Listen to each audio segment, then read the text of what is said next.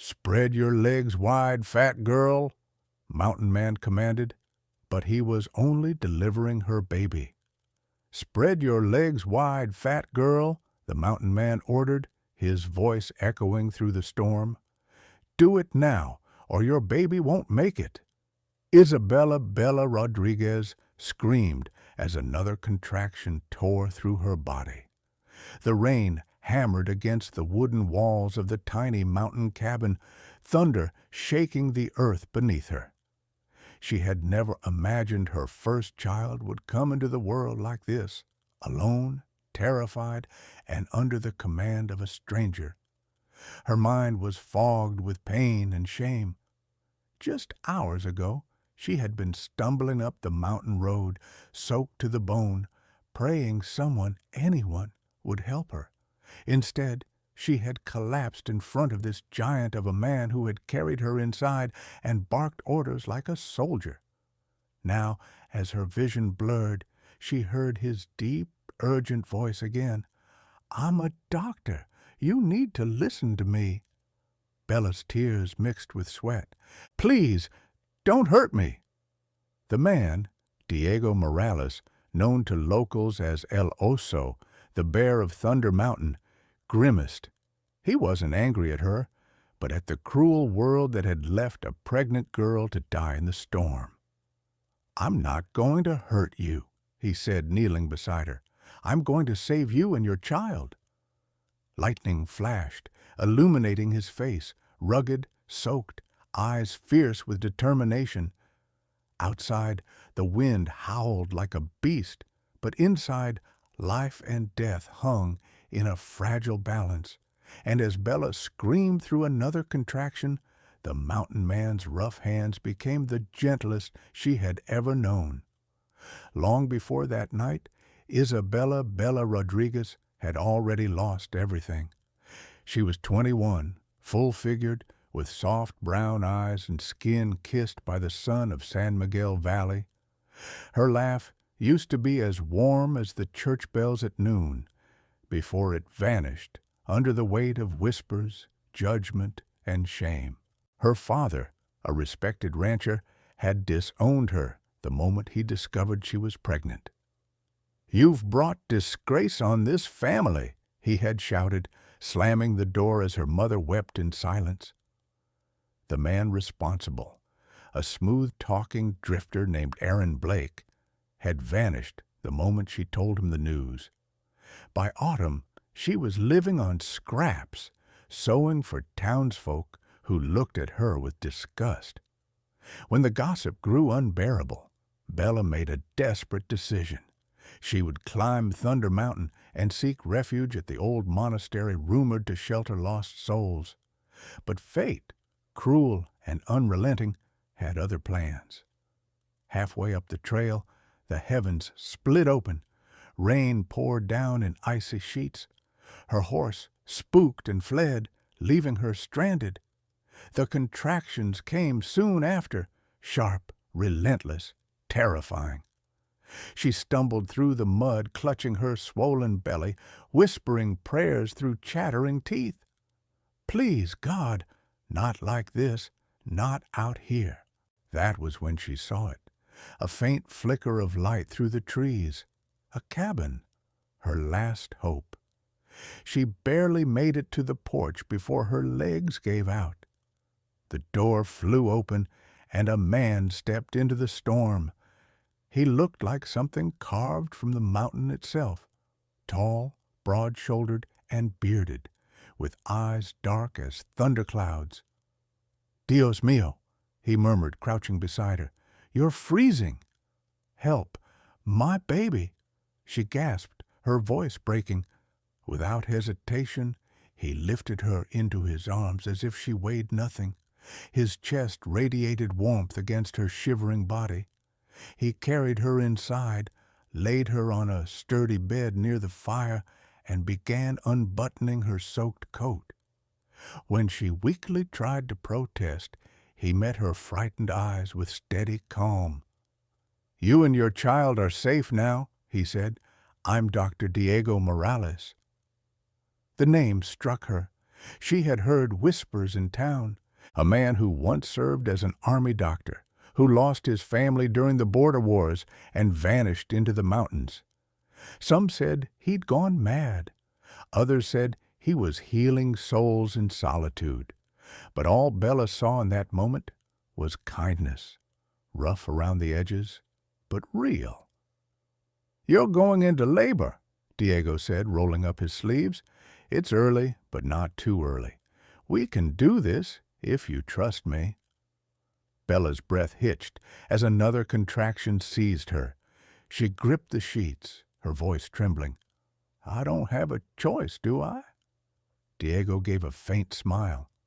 "No," he said softly, "but I promise I won't let anything happen to you." The wind screamed outside, rattling the shutters, while inside the cabin, a forgotten doctor and a forsaken girl began their fight for life. Two strangers bound by storm, pain, and the fragile miracle waiting to be born. The storm outside raged like a beast from another world. Each gust of wind howled through the cracks in the cabin walls, shaking the window panes and making the fire gutter low. Inside, under the flickering light, Diego Morales worked with the focus of a man who had seen life and death too many times before. He had cleaned his hands, boiled water, and laid out what medical tools he still possessed from his old life: forceps, bandages, and a worn leather stethoscope. He hadn't delivered a baby in nearly a decade, not since the night his own wife had died in childbirth. The memory flashed through him like a blade, but he pushed it away. This was not the time for ghosts. "Listen to me, Bella," he said, crouching beside her. "The baby's coming fast. You need to breathe deep and steady. Follow my voice, not the pain." Bella nodded weakly, her face slick with sweat. Her hair clung to her cheeks as tears mixed with rainwater still dripping from her clothes. "It hurts. It hurts so much." "I know," Diego said, his tone firm but gentle. "You're stronger than you think. You've made it this far, and I won't let you fall now." Another contraction hit, harder than before. Bella screamed, gripping the bed sheets until her knuckles turned white. I can't do this." "Yes, you can," Diego commanded. "Spread your legs, wider. That's it. Good. I need to see what's happening." His voice was all control, all urgency, so much that Bella obeyed without question. She felt humiliation mix with fear, but his steady tone gave her something to hold on to. "The baby's breech," he muttered, brow furrowed. "That means she's coming feet first. It's going to be harder, but we can do this together." "Tell me what to do," Bella pleaded. "When I say push, you push with everything you have. When I tell you to stop, you stop. Trust me, Bella, this little one wants to meet you tonight." For the next hour, the cabin became a battleground between life and death. Bella's cries filled the room, mingling with the thunder outside. Diego worked with precision, adjusting the baby's position, whispering encouragement between instructions. "You're doing beautifully," he said. "Almost there. Keep breathing. Don't give up now." Bella sobbed, half from exhaustion, half from terror. "Why are you helping me?" she asked between breaths. "You don't even know me." Diego didn't look up from his work. "Because once someone helped me, and I didn't deserve it either." Finally, after what felt like an eternity, a high-pitched cry cut through the storm. The sound was so pure, so fragile, it silenced everything. The wind, the thunder, even Bella's sobs. Diego held a tiny baby girl in his hands, slick and trembling, her lungs announcing her arrival to the world.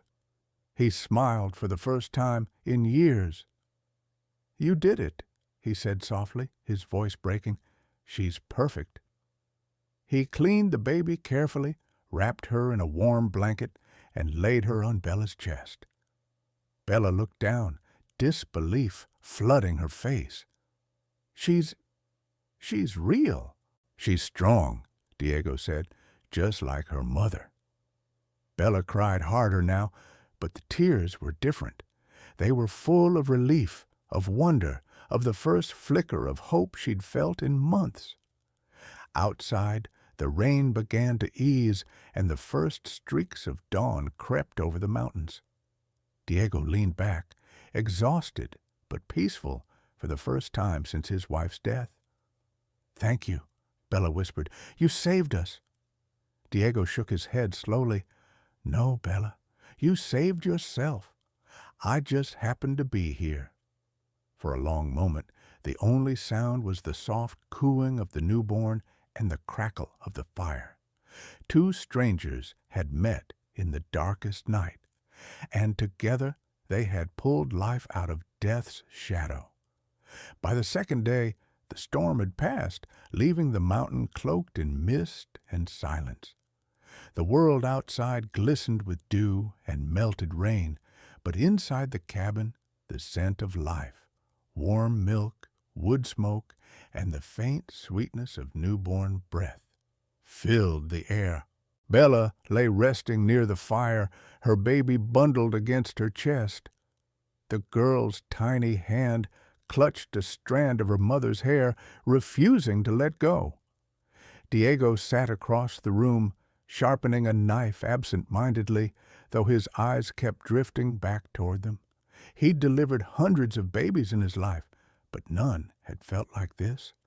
Watching Bella cradle her child, something deep in him, something long buried, began to stir again. "Have you thought of a name?" he asked quietly.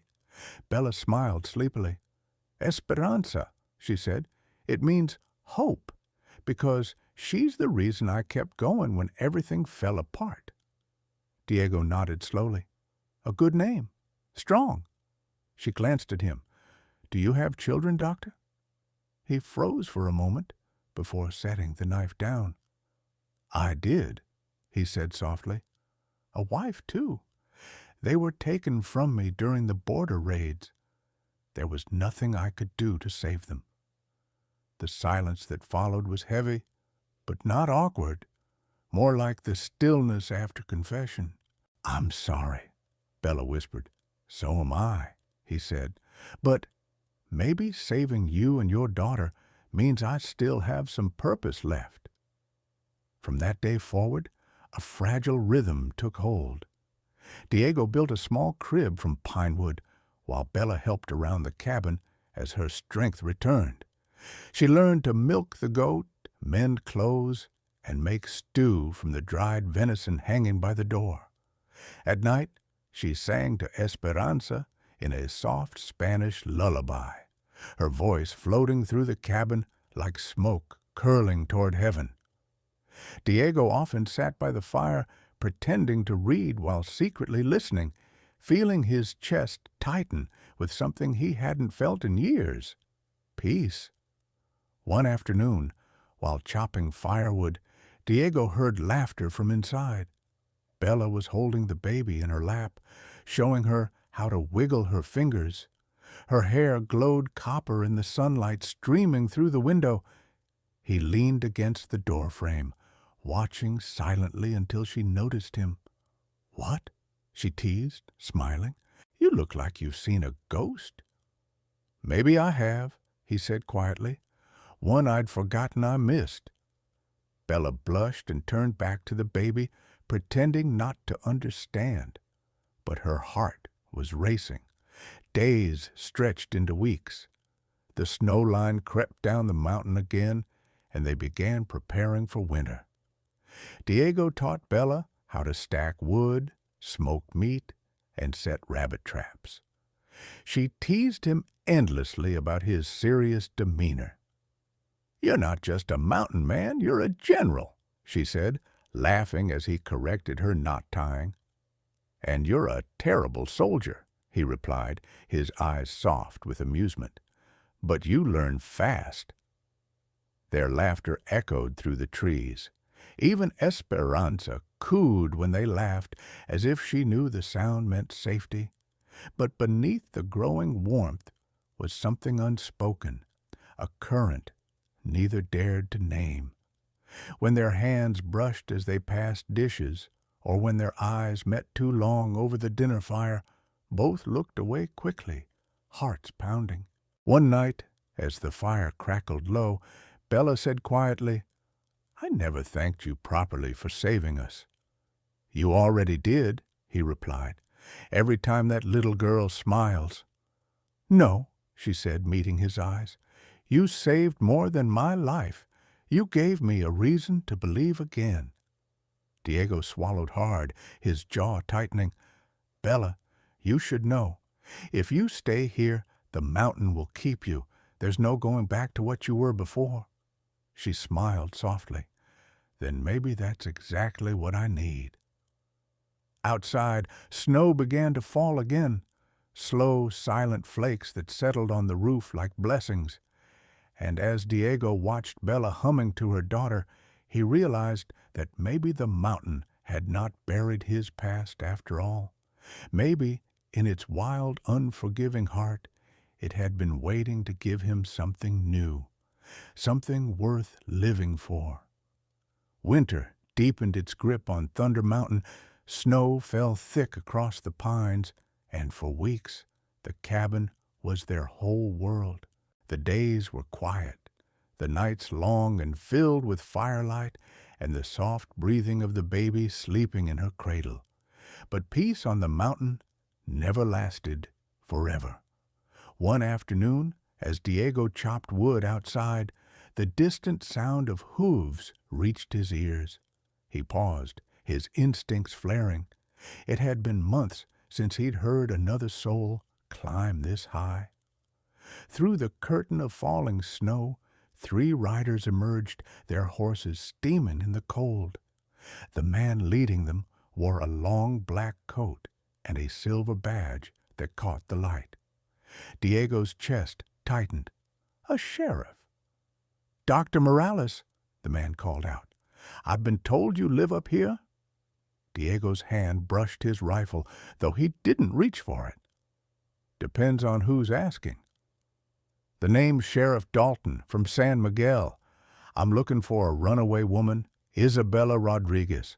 Pregnant, dark hair, full-figured. You seen her?" Inside the cabin, Bella froze at the sound of her name. Her heart pounded as she pressed Esperanza close to her chest. Diego's voice was calm, but his eyes had hardened. "Why are you looking for her?" Dalton spat into the snow. "Her father filed a report. Claims she stole family jewelry and ran off. Says he wants her brought back for questioning." Diego almost laughed. A bitter, humorless sound. A father who disowns his daughter for being pregnant suddenly wants her back? "Tell me another story, Sheriff." "I'm just here to do my job," Dalton said, his hand resting on his gun. "If she's here, you'll hand her over?" The air between them thickened with tension. Diego stepped forward, his towering frame casting a shadow over the sheriff. "There's no one here but me and the mountain," he said quietly, "and neither of us take kindly to men who lie." Dalton studied him for a long moment before snorting. "Fine, but if she shows up, you'll be hearing from me again." He turned his horse and rode off, his men following close behind. When the sound of hooves finally faded, Diego exhaled slowly and went inside. Bella stood by the window, pale and shaking. "He'll come back," she whispered. "My father, he'll never stop until he finds me. I didn't steal anything, Diego, I swear. I just wanted to save my baby." "I know," Diego said softly. "I could see it in that man's eyes. He wasn't looking for justice, only control." Tears welled in Bella's eyes. "He's a cruel man. All my life I thought if I obeyed him, he'd love me. But when he found out about the baby, He said I was dead to him, and now you're alive," Diego interrupted gently. "You and Esperanza both, and I won't let anyone take that away." She met his gaze, trembling. "You'd fight for us?" He nodded. "To my last breath." For the next few days, tension hung over the cabin like fog. Diego kept his rifle close, his eyes scanning the tree line whenever he stepped outside. Bella tried to keep things normal, singing to Esperanza, cooking their meals, but fear lingered in every corner. One night, while Diego was checking the traps near the tree line, a rifle cracked in the distance.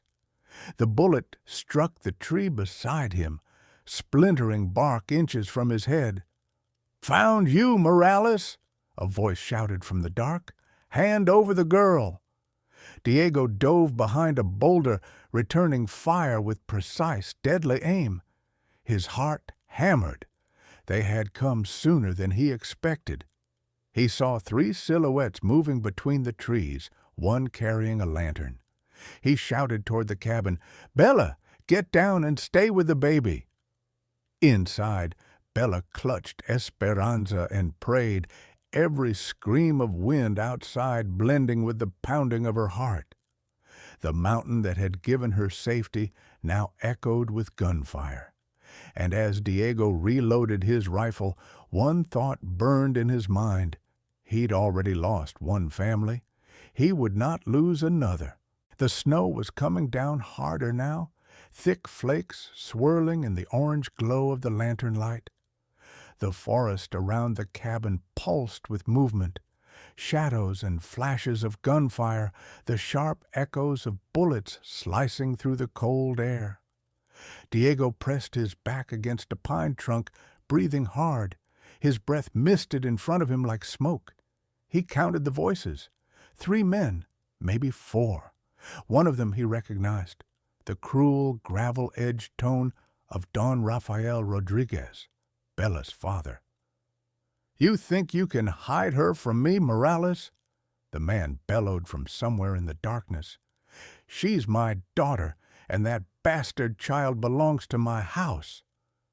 Diego's jaw clenched. "You gave up that right when you cast her out to die," he shouted back. Another gunshot cracked through the silence. The bullet hit the snow by his boots. He fired back, hitting the lantern one of the men carried. The light burst, plunging the forest into near-total darkness. Inside the cabin, Bella crouched near the hearth, clutching Esperanza to her chest. The baby whimpered at every sound. Bella bit her lip to keep from crying out, praying Diego would come back through that door. Outside, Don Rafael advanced with 2 men beside him. "You're a fool, Doctor," he snarled. "You don't know what that girl cost me. I'll drag her home if I have to burn this mountain down." Diego moved quietly through the snow, a shadow among shadows. "You want to burn the mountain?" he said, voice low and steady behind them. "Then let's see if you survive its fire." Before they could turn, he struck. One man went down with a rifle butt to the skull. Another fired wildly, the bullet grazing Diego's arm. But he didn't stop. He tackled the shooter, sending both tumbling into the snow. The gun discharged once more, then silence.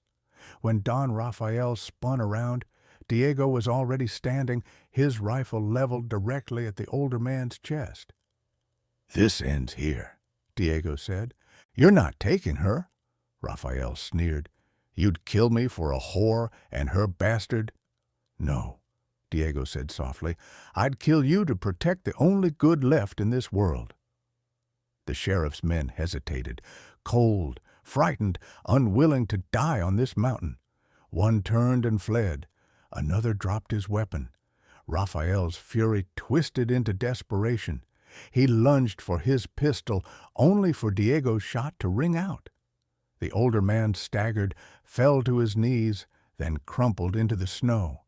The forest went still. Diego lowered his rifle slowly, his breath ragged. He had protected her. protected them both. But his arm burned, blood soaking through his sleeve. He stumbled toward the cabin. When he opened the door, Bella was waiting, tears streaking her face. "Diego!" She rushed to him, clutching his shirt. "You're bleeding!" "It's nothing," he said, but his voice was shaking. "It's over, Bella. He's gone." She pressed her forehead to his chest, trembling. "You saved us again." "No," he murmured, wrapping one arm around her and the other around their child. "We saved each other." Outside, the snow fell softly, covering every footprint, every drop of blood, erasing the violence that had just passed. And for the first time in years, Thunder Mountain was quiet again. The storm finally broke at dawn. Golden light spilled over the peaks, glinting on the snow like 1,000 tiny flames. Inside the cabin, the fire burned low, casting soft shadows across the room. Diego sat on the bed, his arm wrapped in clean bandages. Bella knelt beside him, her hand still trembling as she tied the last knot. Esperanza slept peacefully in her cradle, untouched by the terror of the night before. "You should rest," Bella whispered, her voice tender. "You lost a lot of blood." "I've had worse," Diego murmured with a faint smile. "I'm more worried about you." She looked up, her eyes shining in the morning light. "I'm not afraid any more," she said softly. "Not of him, not of the past, not while you're here." He reached out and brushed a stray strand of hair from her face. "You've been stronger than anyone I've ever met, Bella. You fought for your child, for your life. That's what mothers do." She smiled faintly. "And what about you, Doctor? What do men like you fight for?" Diego's gaze drifted toward the window, where the rising sun painted the snow gold. "For a reason to live again," he said quietly, "and I think I've found mine." Bella's breath caught. She took his hand and placed it over her heart. "Then stay," she whispered. "This can be your home now, if you'll have it." He looked at her for a long moment, the weight of grief finally lifting from his chest. "It already is," he said simply. Outside, the mountain gleamed under the new sun, pure, untouched, eternal. And inside that small cabin, love had been reborn, fragile yet fierce, carved into the very heart of Thunder Mountain. Sometimes the storms we fear most are the ones that bring us home. Bella climbed Thunder Mountain, searching for mercy, and found the man who would risk his life to deliver her child, to protect her heart, and to show her what love truly means. If this story touched you tonight, tell me, where in the world are you listening from? Because every comment, every word you share reminds us that kindness, courage, and second chances still exist, even in the wildest places. Stay close, friends. The next mountain tale is waiting for you.